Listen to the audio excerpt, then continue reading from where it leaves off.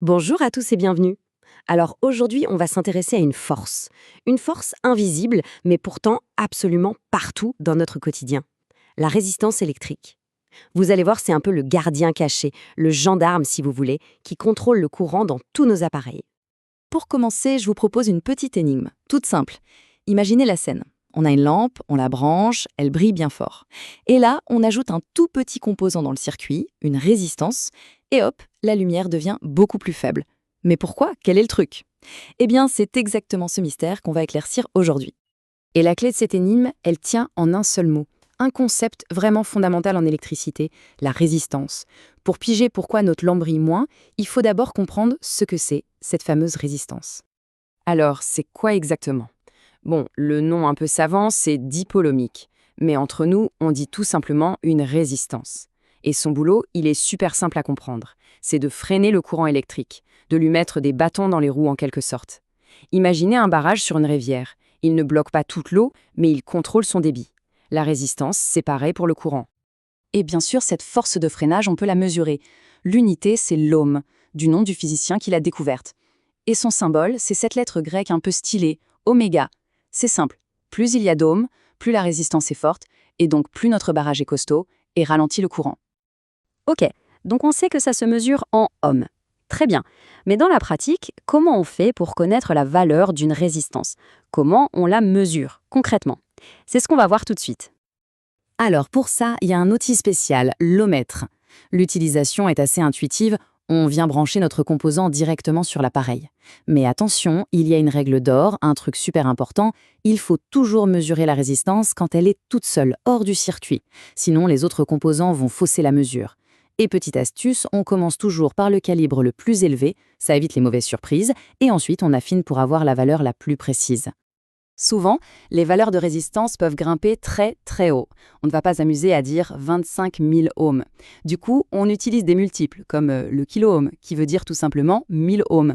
C'est exactement comme quand on parle de distance. Pour aller de Paris à Marseille, on ne dit pas des millions de mètres, on dit des kilomètres. C'est juste beaucoup plus simple à manipuler.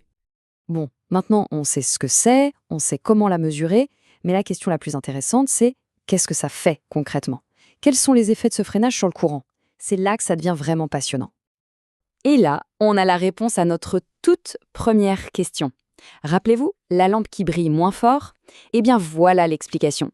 C'est une logique implacable. Si on met une grosse résistance, le courant est fortement freiné, il y a moins d'intensité, et qui dit moins de courant, dit moins d'énergie qui arrive à la lampe. Résultat, elle brille moins. C'est aussi simple que ça. Mais attendez, il y a un autre effet tout aussi important. L'énergie qui est freinée, elle ne disparaît pas comme par magie. En physique, rien ne se perd, tout se transforme. Et cette énergie électrique, elle se transforme en chaleur. Ce phénomène, c'est ce qu'on appelle l'effet Joule. Et c'est pour ça que votre chargeur de téléphone ou votre console de jeu, bref, plein d'appareils électriques, deviennent chauds quand ils marchent.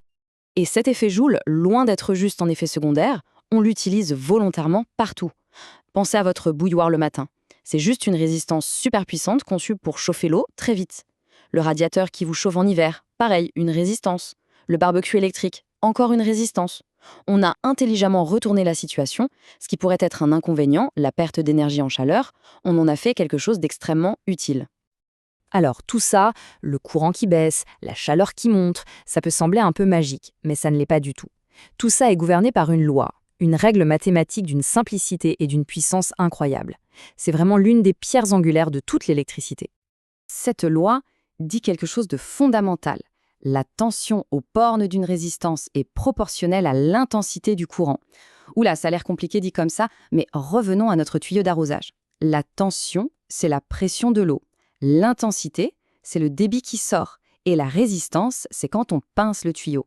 Eh bien, la loi d'Ohm nous dit qu'il y a une relation mathématique directe entre ces trois choses. Et voici la formule magique, le sésame de l'électricité, U égale R fois I.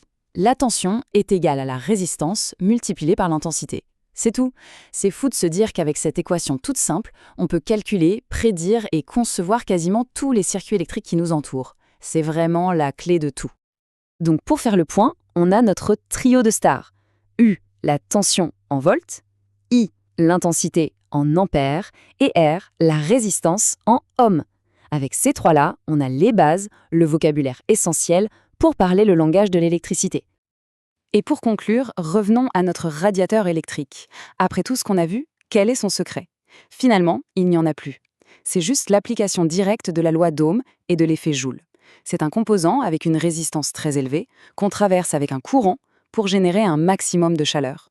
C'est fascinant de penser qu'une loi physique aussi fondamentale est ce qui nous permet, tout simplement, de nous tenir au chaud l'hiver. Merci beaucoup d'avoir suivi et à très bientôt.